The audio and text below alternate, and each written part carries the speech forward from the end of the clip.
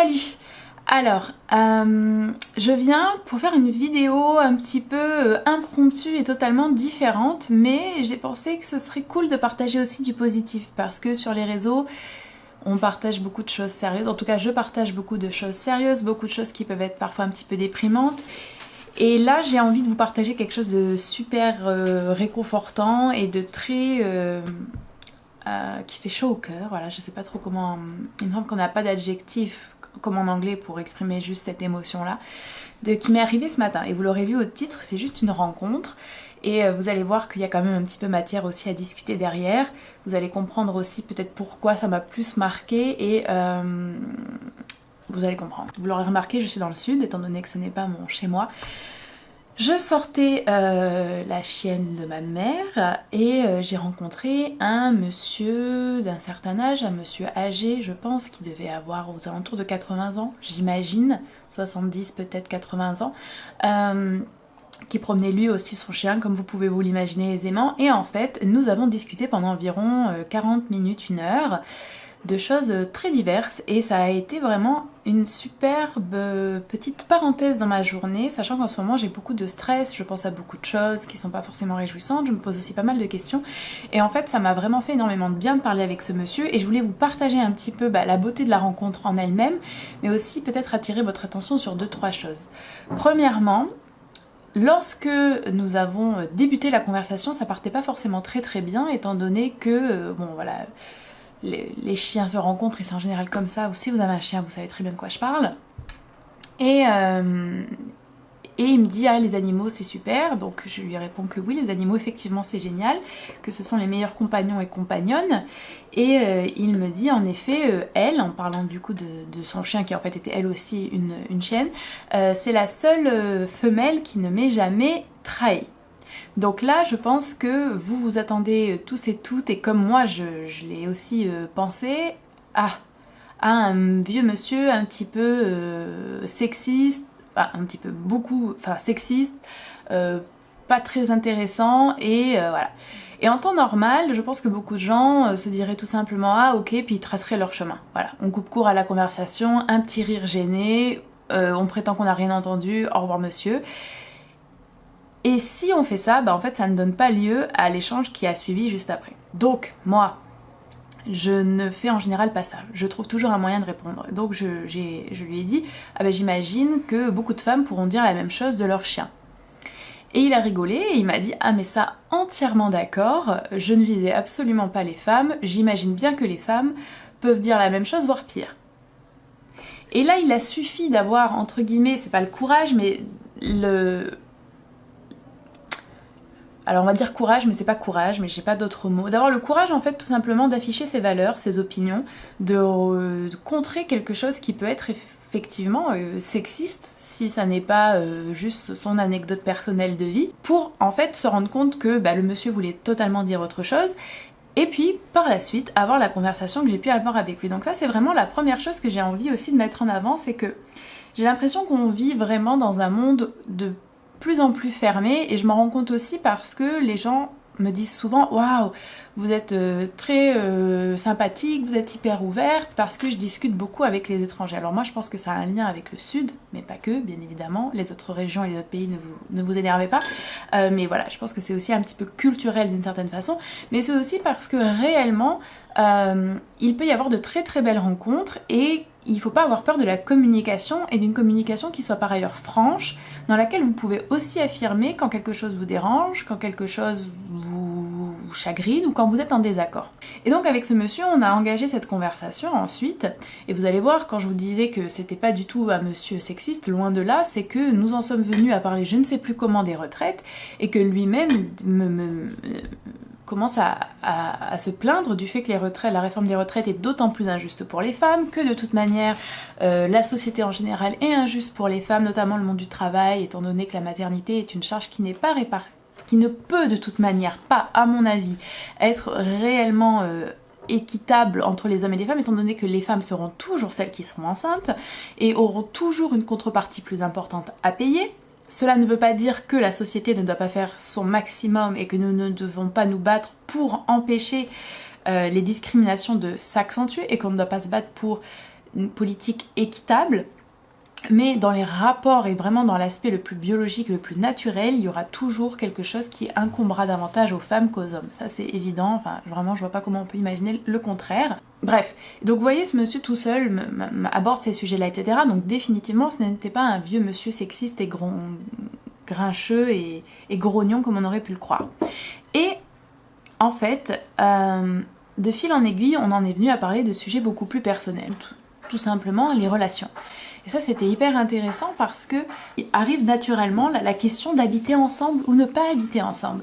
Donc je vous rappelle que là je suis avec un monsieur dans la rue au soleil que je ne connais absolument pas, d'accord, qui est d'apparence un monsieur tout à fait classique. Hein. Et il me dit habiter ensemble, pas habiter ensemble. Franchement, moi je pense pas que ce soit forcément une bonne chose. Et donc là, je lui dis que moi je pense que ce n'est pas une bonne chose d'habiter ensemble, et qu'économiquement c'est quand même difficile, et que si les couples habitent ensemble, il devrait y avoir au moins une pièce réservée à chacun et chacune en fait. Parce que ça me semble absolument absurde et ridicule et complètement effarant que tout le monde accepte comme une évidence que lorsque vous êtes en couple, tout doit être mis en commun, tout doit être collectif, qu'on n'a plus le droit à son intimité, plus le droit à son individualité, bref. Et là, il me dit, mais bah écoutez, je suis tout à fait d'accord, vous avez tout compris, vous avez absolument raison, c'est à mon avis, c'est comme ça qu'il faut faire, etc. À un moment donné, il me demande si je veux des enfants, pas du tout d'une manière intrusive comme le font souvent les gens, mais parce que c'était sur le sujet des retraites justement, et sur les trimestres cotisés, enfin bon bref, j'ai pas commencé à vous raconter tout non plus, mais ça avait sa place et c'était pas... Il m'a pas demandé, vous voulez des enfants? Il m'a dit, en plus, si vous faites des enfants, voilà. Je lui ai dit, ah non, mais moi, je n'en veux pas. Et là, il me regarde, il me dit, bon, entre nous, hein, je pense que vous avez raison. Incroyable, ce petit monsieur. Et quand je vous dis incroyable, c'est pas parce que nous étions d'accord sur ces grands sujets forcément, mais c'est parce que ce sont des pensées qui sont quand même loin d'être des pensées anodines, loin d'être des pensées qu'on retrouve chez beaucoup de gens, et encore moins dans notre imaginaire, il me semble, collectif, chez des hommes d'un certain âge. En plus, je suis dans le sud, c'est une région, on va pas se mentir, qui est franchement assez... qui peut être assez bourgeoise, qui vote beaucoup à droite. Donc c'est un ensemble, voilà, on s'imagine pas avoir ce genre de discussion forcément avec ce genre de personnes, et en fait si. Et la raison pour laquelle tout ça a été possible, c'est parce que je n'ai ni été fermée en fait au début, ni dans l'esquive ou dans le rejet immédiat ou dans la peur d'affirmer que cette première réflexion qu'il avait faite m'avait un petit peu perturbée. Tout cela a été rendu possible parce qu'il y a eu un vrai échange. Et parce qu'à la suite et au cours de la discussion, lui comme moi avons vraiment donné la confiance à l'autre finalement d'affirmer et de partager certaines idées qui pourraient être des idées marginales. Ça allait jusqu'au point où après, bien évidemment, là je vais pas trop rentrer dans les détails non plus, mais on a parlé de choses plus liées à la spiritualité. C'est pas le propos donc je vais pas le partager, mais c'était des choses qui étaient quand même assez personnelles, qui nous mettent en situation de vulnérabilité et qui font qu'on peut quand même facilement passer pour un fou ou pour une folle en parlant avec les gens de ces sujets-là. Et il y avait cette confiance qui s'est instaurée avec un inconnu au bout de quelques dizaines de minutes finalement, et c'était extrêmement touchant, et ça m'a fait beaucoup de bien parce qu'il se passe certaines choses dans ma vie qui ne sont pas graves du tout au demeurant, mais qui questionnent, qui bouleversent, qui remuent pas mal d'émotions, parce que je suis aussi quelqu'un de très très très sensible et qui a du mal à supporter l'état actuel du monde et beaucoup d'autres choses, et en fait ce petit moment de partage avec ce monsieur a été absolument génial, et je voulais vraiment partager ça avec vous parce que je pense que partager aussi de bons moments et des anecdotes joyeuses, ça met du baume au cœur et ça redonne un petit peu le sourire. Je voulais aussi le partager parce que c'est une incitation réellement à aller à la rencontre, à ne pas être fermé, à laisser la chance aux autres. Je pense que c'est extrêmement important, ça fait vraiment partie de ma personnalité. Je comprends que c'est peut-être pas la personnalité de tout le monde et je dis pas qu'il faut le faire à chaque situation et dans toutes les circonstances, mais il me semble que c'est quand même quelque chose d'important, même quand la personne en apparence ne nous inspire pas forcément énormément de confiance, même quand la personne nous paraît peut-être un peu froide, même quand la personne nous paraît s'exprimer d'une manière un petit peu peut-être négligée ou que sais-je. Il y a plein de raisons qui font qu'on peut se fermer à l'échange alors qu'en fait l'échange derrière il est passionnant, il est intéressant et il apporte aux deux personnes. Et à la fin, c'était vraiment, ça m'a fait vraiment beaucoup de bien. On s'est quitté en se donnant un petit peu des bénédictions d'une certaine manière, c'était vraiment hyper cool. Et la deuxième, la troisième grosse chose que j'ai envie vraiment de partager aussi avec ça, c'est l'importance du lien intergénérationnel. Donc ça, vous l'aurez peut-être compris, c'est quelque chose qui me questionne de plus en plus. J'en parle assez souvent maintenant en live, ou c'est revenu à plusieurs fois dans certaines vidéos que je peux faire. Je m'interroge vraiment et je suis très critique de la place qu'on réserve aux personnes âgées dans la société. Je pense que c'est vraiment un énorme sujet qui est trop invisibilisé, qui est trop peu traité. Et la réflexion a commencé aussi parce que j'ai 2 amis qui travaillent, bientôt 3, avec des personnes âgées. Et je vois à quel point, en parlant avec elles, en fait, les personnes âgées, sauf si on travaille avec elles ou sauf si elles font partie de notre famille, c'est des personnes qui n'apparaissent pas dans le champ de la société. Je le vois aussi, je le constate aussi parce que je suis au contact des plus jeunes forcément en étant prof et que je me rends compte que je ne connais personne à part mes parents de plus âgés que moi. Et mes parents en plus sont relativement jeunes. Et forcément, c'est pas que ça crée un manque dans ma vie, c'est vraiment pas ça. Mais c'est que je pense que je gagnerai et je m'enrichis. Je serai enrichie.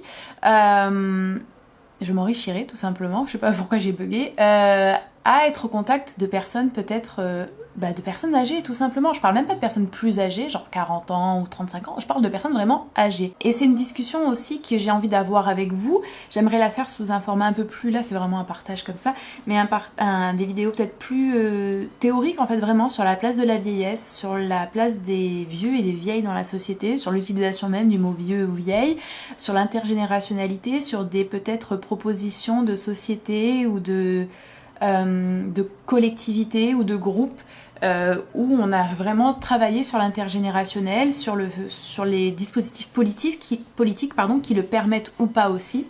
C'est une réflexion qui a aussi été amorcée parce que dans le cercle féministe, pour celles et ceux qui ne le sauraient pas, j'ai une chaîne féministe qui sera listée en barre d'infos et j'ai aussi une chaîne littéraire et si vous souscrivez en fait à la chaîne littéraire pour quelques euros, 3 euros par mois, vous faites partie, si vous le voulez, du cercle féministe.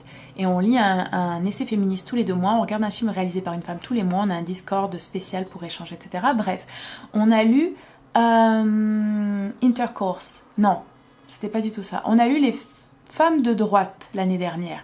C'était pas dans Intercourse. On a lu Les femmes de droite l'année dernière d'Andrea Dworkin et il y a tout un passage où Andrea Dworkin parle de la place des femmes âgées dans la société et surtout du traitement qui leur est réservé dans ce qu'on appelle les maisons de retraite ou les EHPAD et du fait qu'il y a une majorité de femmes en fait qui sont concernées par ces placements dans les maisons de retraite et qui vont être après victimes de souvent de maltraitance, etc. Notamment aussi et majoritairement parce qu'il n'y a pas de moyens humains, pas de moyens financiers, etc. Mais aussi il y a une déconsidération en fait de ces personnes-là, etc. Bref, c'est beaucoup de choses je pense qui sont extrêmement importantes et c'est aussi parce que je suis sûre enfin c'est même pas je suis sûre, c'est je le sais en toute humilité, c'est une évidence que j'ai beaucoup à apprendre des femmes plus âgées, des femmes vraiment âgées, des vieilles femmes. Et j'en ai pas dans ma vie et j'aimerais en avoir.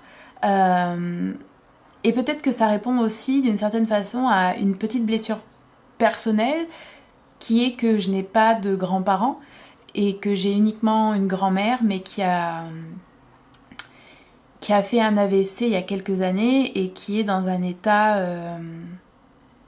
alors qui n'est pas un état végétatif, mais elle n'est plus elle-même. Et je crois que, alors bien évidemment, c'est quelque chose de très douloureux, je n'en parle jamais et je pense que vous voyez que c'est très douloureux pour moi. Et parmi tous les regrets que j'ai, il y a les regrets de ne pas avoir pu lui parler de femme à femme et avec aussi ma vision féministe et mes expériences de la vie. Et ça, c'est un grand regret que j'ai, voilà. Et donc voilà, j'avais envie de partager ça avec vous, cette superbe rencontre avec ce petit monsieur, qui n'est pas du tout petit par ailleurs, mais c'est un terme affectueux. Et tout ce que ça a pu susciter en moi de réconfort, de chaleur, de connexion avec l'autre, ce qui est très très important. Et ça me motive vraiment à continuer mes recherches et mes réflexions sur la question de la vieillesse, mais pas de la vieillesse en tant que telle, mais juste des personnes en fait âgées dans la société. Je ne sais pas si c'est un sujet qui vous intéresse, si vous travaillez au contact de personnes âgées, si vous en fréquentez souvent. Donc ça m'intéresserait vraiment d'avoir un petit peu vos expériences aussi, vos retours dans les commentaires. Franchement, je serais vraiment très curieuse de ça. Et si jamais, partagez-moi aussi une dernière belle rencontre que vous avez pu faire récemment, ou pas forcément, enfin oui, la dernière belle rencontre en date que vous avez pu faire de manière un petit peu surprenante, impromptue, inopinée. Voilà. Je vous remercie d'avoir regardé cette vidéo, j'espère qu'elle vous aura plu. J'essaie de revenir avec des vidéos, vous voyez, aussi un petit peu spontanées, avec du partage pur et simple. J'espère que c'est quelque chose qui vous plaît. J'ai beaucoup d'hésitation à le faire, parce que j'ai l'impression que désormais, si je ne reviens pas avec une vidéo scriptée, avec un point bien précis, ça n'a pas trop d'intérêt, sauf qu'en fait non, moi j'ai envie de voir ça sur internet et je le trouve de moins en moins, donc si j'ai envie de le voir, il faut aussi que je commence à le produire. Voilà, je vous remercie de votre attention, prenez soin de vous et je vous dis à très bientôt.